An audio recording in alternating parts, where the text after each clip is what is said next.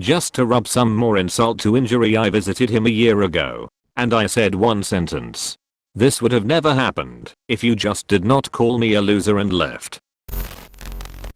r/NuclearRevenge. 3 stories that will make you want to never mess with anyone ever again.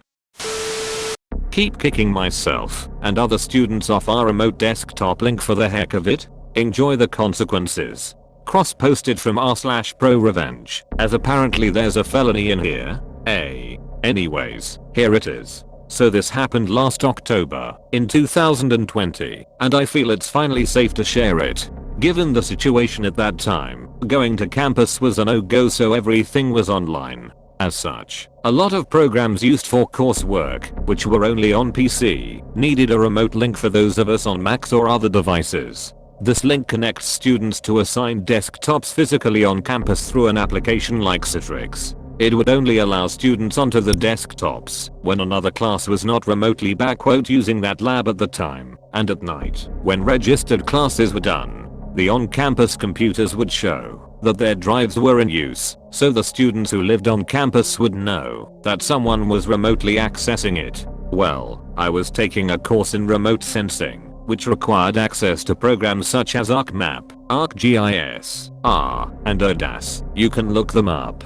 They were only available on PC, so I, as a MacBook user, needed to use a remote link. The issue started at the start of October, when I was working on an assignment in ArcMap. I was really startled when I was suddenly kicked out, and then furious, because I hadn't had the chance to save my latest input. I then went back to the webpage, re-input my student credentials, and logged into a different desktop.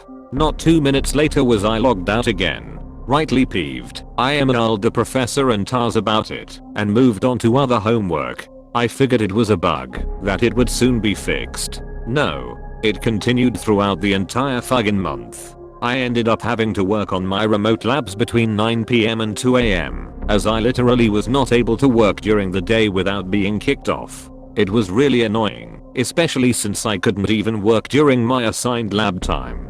Other students started reporting this, and we'd get a lot of emails from IT. Updates, patches, and things like that we had to install to try and patch this bug. And nothing worked. It was painful. I decided that enough was enough and took a train to campus after my online morning classes. If it was going to keep booting me off the remote, then I would just go in person. I completed the online health check, got to campus no problem, and made my way to the building that housed all the PCs. Yes, we have a building that houses all the PCs for computer classes. Anyways, I went up and towards the lab that my credentials were registered to. I'm going to be honest, I wasn't expecting what I saw, but I sure was damn pissed. Through the windows into the lab, I saw 2 guys going from PC to PC logging students off. At first I couldn't believe it, and then I got furious. They were laughing about screwing with hard-working students. I will call them dumb and dumber. That's when I decided to get some payback. I pulled out my phone and placed it beside the window, and it was partially hidden by the trash bin inside the classroom, recording them and what they were doing. They didn't notice me, thank God, and I got onto my laptop, remote linking to my phone. I then got onto the university social media page and started to live stream the video from my phone. I put a title along the lines of "Found the bugs kicking students off remote desktop, video has been deleted, and I will explain soon." It didn't take long for fellow students to take notice of it, and it went viral within 30 minutes. Names were soon put out as Dumb and Dumber were recognized, and there was a lot of hate in the comments. Even campus police replied, asking for the location. I was all too happy to give it. It was then I saw on the stream that Dumb pulled out his phone, and he started freaking out. He had noticed the stream, and that it was live. I quickly rushed to grab my phone and retreat, and that's when Dumb rushed out the door and friggin' tackled me. We started brawling. It was self-defense, as he kept attacking me to grab my phone, and then I saw Dumb going for my laptop, which was hosting the stream, which was still being recorded from my phone. So, I kicked Dumb between the legs, while elbowing him in the neck, before jumping Dumb. To be honest, I don't really know what happened next, but I do remember campus police having to pull me off Dumb. Apparently I had full-bodied tackled him away from my laptop, and he punched me in the face. with me apparently grabbing his carry-on bag, bashing him over the head with it, accidentally cracking his laptop. Oops. So, anyways, the fight was broken up and we were all taken down to the campus police office. To make a very long story short, I got a relative slap on the wrist for my part of it. Had to do some on-campus community service, but my record was kept clean. Thankfully, I was not charged for the fight or the laptop, as I was able to prove self-defense, and that they hit me first / tried to destroy my property intentionally, which made it worse for them. I was let off on the laptop for a technicality, as I was punched in the face, and had no idea that he even had a laptop in his carry-on. Phew. As for Dumb and Dumber, I was called in to testify at each of their hearings in December. Turns out kicking students off remote links was considered a very grave academic offense, as it was intentional tampering with others' work. The video stream I took was a big part of the evidence against them, and CCTV proved that they had been doing it for weeks. In almost all the computer labs, they had intentionally messed with over 100 students. Adding to attacking me, I had a nice shiner for a month, and my devices, instead of running, they got into pretty hot water. Now, the reason this wasn't discovered sooner was due to the fact that this remote link was new to us, and IT was still working through the bugs. I don't know exactly what happened next, as they just needed me to come in, masked, and tell what I did and remembered. However, I did get notification in my email in March this past year that 2 students were expelled for intentional tampering of other students' work. Can you guess who? Yup, Dumb and Dumber got the boot for their dumb actions. It gets even better though. Turns out they were here on student visas, which meant that not only were they expelled from the university with a black mark on their records, they were also given the boot from the country, and most definitely back to their very disappointed parents. Maybe it's karma, but they got publicly exposed on a live stream for their actions for all the school to see, which was taken down due to it needing to be evidence against them and all. But, yep, they were expelled twice for their dumb actions, and with their names in campus infamy for their stunt. Hope they've learned their lesson.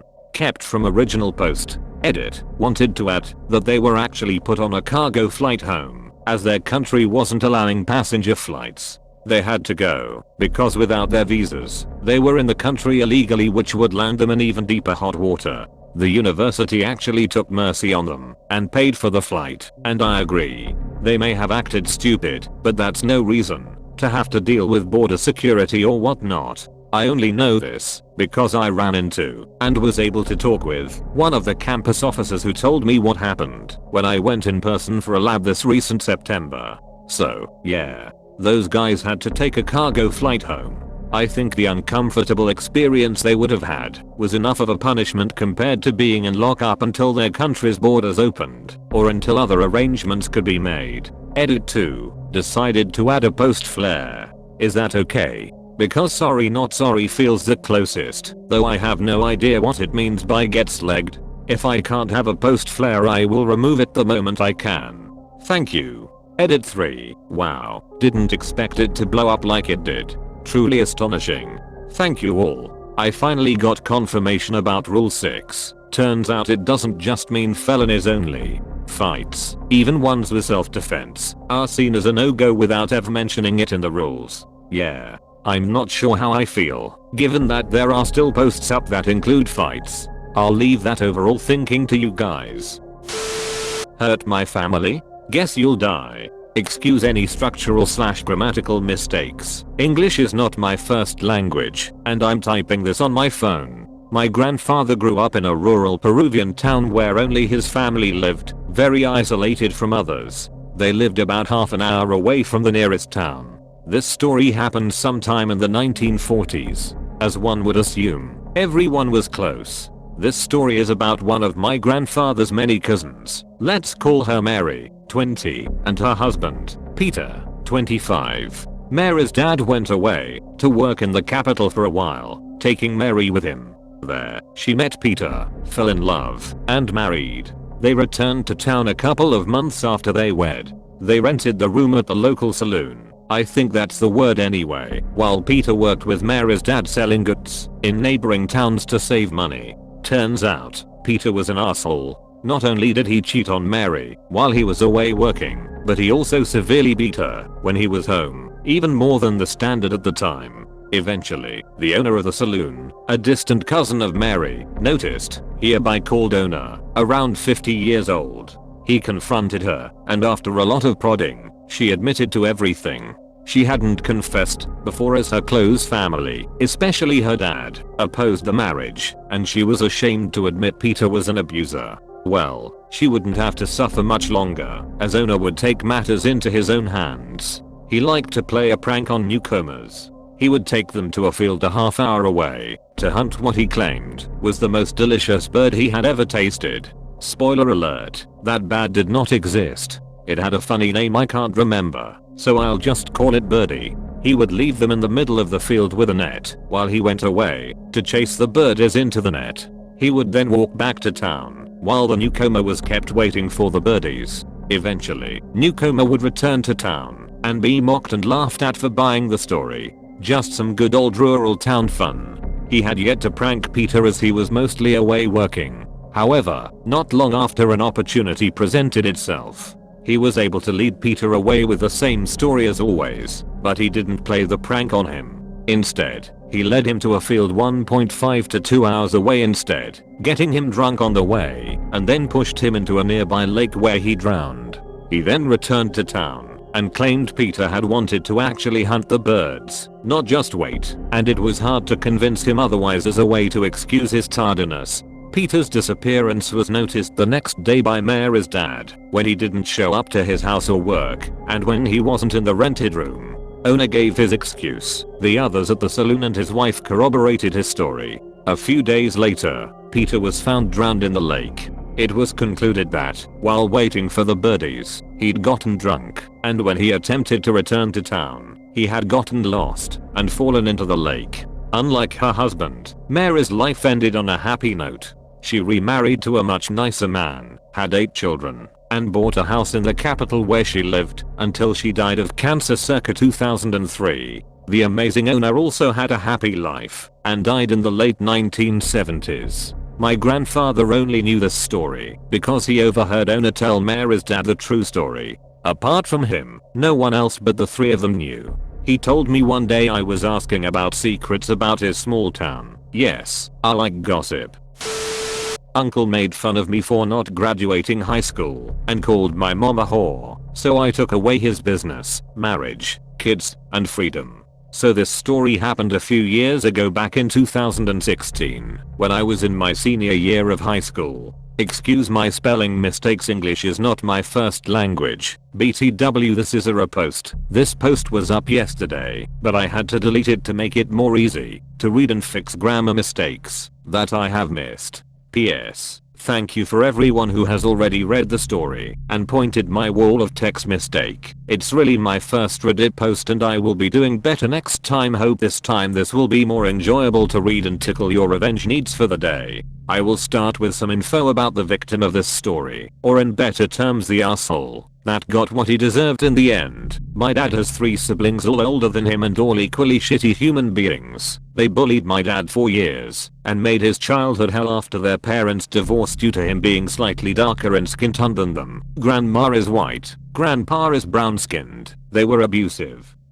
racist fucks, and the worst of them was my older uncle, which he was a big bully and a snob that saw himself better than anyone else. All the bullying and the bad treatment fucked up my dad mentally so much that he became a raging alcoholic, which made my life a living hell as a result till I moved out 2 years ago and caused me many traumas that I'm still dealing with till this day. Anyways, in my country the most important year in your life is your last high school year. It ends with a nationwide exam that determines if you even can go to university or not, and the success rate in this exam is fairly low. Basically, if you fail, it's either you drop out and move to low paying jobs that will never amount to anything due to our country's bad and declining economic state, or you just keep repeating till you get your degree and go to a university that you don't even want to be in, but at least it's a safety net that can get you out of the country hopefully one day. Things did not go well for me due to family issues and me having diagnosed ADHD at the time. That was causing me a lot of academic problems at the time without me knowing the cause, which in turn gave me some sort of depression.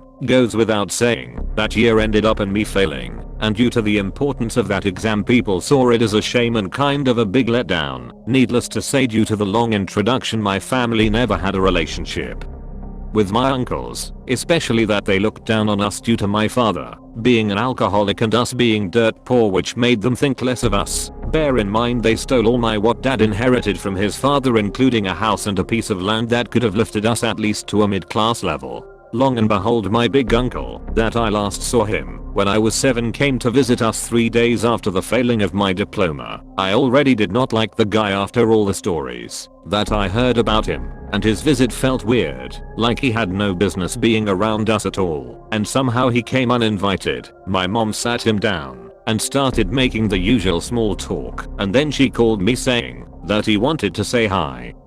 I went and the conversation went as follows. Uncle, oh look how much you've grown up. It'd been a while since I've seen you. You look just like your dad. The apple does not fall far from the tree. After all, even in terms of being a successful person, you're following his footsteps. Letting after that the most loud and sarcastic evil laugh ever. Me, what you mean by this, uncle? Well, I heard you failed your high school. Guess this branch of the family is bound to be the loser side. Me, I guess you better shut your mouth and fuck off. No one want you here anyways. Uncle, guess your whole mom did not raise you well. What did I expect from hood rats like you? After that, things devolved into a shouting match and he left. After what happened, I was mad for a while. I couldn't forget the humiliation, and I decided that one day I will exact some revenge, and I started plotting. I did some digging till I discovered that all his business and assets are on his wife's name, and he basically owns nothing due to him committing tax fraud and ripping off his formal business associate out a lot of money before declaring bankruptcy and transferring the money and everything he owns to his wife to evade taxes. I came to contact with former employees that agreed to testify if this shit ever came to court due to him being a shitty human being overall and treating them like absolute trash while they worked for him. Move forward a few months and trust me, Reddit, I made this account just to tell this story because what happened later was basically a gift from the gods that helped this story go from pro revenge to nuclear real quick. I couldn't even hope for a better outcome than this. He came to our house again to speak to my dad because he wanted to make a golden custom ring for his daughter in her 10th birthday. My dad is a jeweler. While he is in our house, he called out for me asking for a phone charger because his phone is dying, and at that moment I almost jumped from glee. It's my chance to get his phone and dig around. Maybe I can find any documents or emails that can be used later in the police case I was assembling against him. I told him I don't have a brick, but I can charge his phone with a cable from my laptop. Him not knowing any better, like the boomer he is, he gave me the phone without batting an eye. His phone had a passcode, and asking for it was too suspicious. So my plan to check his email went down the drain. But still, I removed his SD card, put it in my laptop, and copied all his files, charged his phone, and gave it back. He eventually left and boom, locked my room and started to check all the files. I found nothing at all, but as soon as I was giving up, I found a well-hidden file with few videos on it, and then I struck gold. A full-blown sex tape of him with another woman with his face fully available, clear as daylight, and I was literally singing to myself from excitement. The revenge. For a few weeks I made a Facebook account, made it look like it's his mistress's account, made a bunch of other accounts that looked like friends and family commenting and interacting with her. After that I added his wife and texted her saying that I'm her husband's mistress. She did not believe me at first until I gave her too much personal info that I knew about him for her to keep not believing me. Told her that he lied and said they were divorced and promised me marriage. She requested to talk to me on the phone, made a female friend help out by lending me her voice. She was destroyed, and I sent her the sex tape as proof. After that she filed for divorce immediately and sued him for infidelity, which lost him custody and visitation rights for his girls. She took everything from him, even the house and all his money and assets, as they were in her name. Overnight he became homeless with 0 pennies to his name, but that was not enough for me. I met up with his former business partner through a former employee who especially hated my uncle's guts and told him everything, and that the employees are willing to testify against him in court, and he agreed to filing a lawsuit. The cherry on the top came when his ex-wife testified that he threatened her safety and her kid's safety if she did not let him put the assets in her name by force, and she literally pulled out phone recordings that she had of him being abusive and him saying that he will kill them all if she did not let him, basically use her as a tax evasion tool, and that she was scared to use these due to her fear for her children's safety. Due to their previous divorce case, the judge needed to hear no more. That man got hit by 15 years in jail so fast that he couldn't even comprehend what happened before he was on his way to the slammer. He will never see his family again. He will never have his fortune back. Just to rub some more insult to injury, I visited him a year ago and I just said one sentence: "This would have never happened if you just did not call me a loser," and left. The look on his face while he pieced everything together almost cured my depression. I never told my involvement in this story to a soul except my little sister, my female friend that helped me, and now you read it, but I had to make him know just to be able to finally sleep at night. TLDR, uncle made fun of me for not graduating high school, so I cost him his family, his fortune and his freedom. And that is the end of the video. Stay safe out there, kids. If you enjoyed this vid, why not like and subscribe, or click one of the videos on screen. Plenty more revenge stories to come.